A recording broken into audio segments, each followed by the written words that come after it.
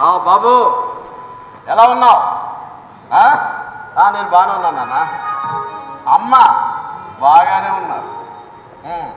ఇందుకే నేను చెప్పిన ప్రపోజల్ ఏం చేసావు? చూడు నాన్న, వాళ్ళు ఎన్ని కోట్లు ఇచ్చినా ఎవడ వంట వాడేవాళ్ళు, ఎవడు తిన్న ఎంగిలిగిని వాడే కడుక్కునే బతుకు అమెరికాలో. వెంటనే ఆ జాబ్ రిజైన్ చేసి ఇండియా వచ్చానన్నా.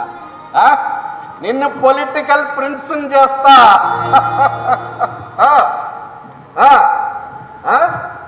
అమ్మతోనా?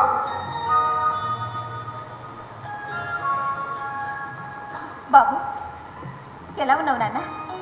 ఇక్కడికి ఎప్పుడు వస్తున్నావురా? చూడు నాన్న, మనిషిగా బతకడానికి ఇండియాకు మించిన దేశం లేదురా. చూడరా, భారతదేశం సంస్కృతికి నాగరికతకు పుట్టినిల్లురా. వాటిని ఆచరిస్తూ జీవించటమే మోక్షం.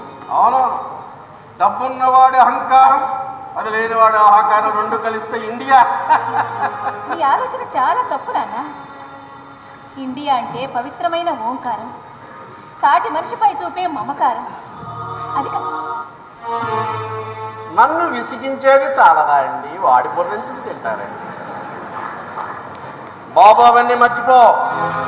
ఉన్నానా? నువ్వు ఇండియా రావటం, పాలిటిక్స్లో జాయిన్ కావటం, అసలు నీ పొలిటికల్ భవిష్యత్తుకి బ్రహ్మాండం అంటే ఏర్పాటు చేస్తున్నాను నాన్న. Best of luck.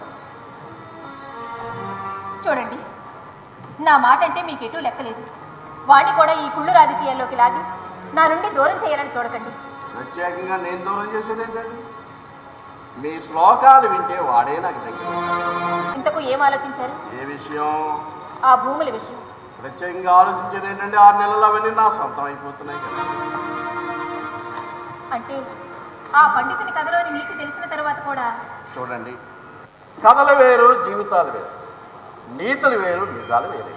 ఆ రెండు ఒకటే కదండి. కాదు, వెళ్ళండి. పూజ మధ్యలో ఆపొచ్చినట్టున్నారు. మీ దేవుడు డిస్టర్బ్ అవుతాడు, నన్ను మాత్రం డిస్టర్బ్ చేయండి.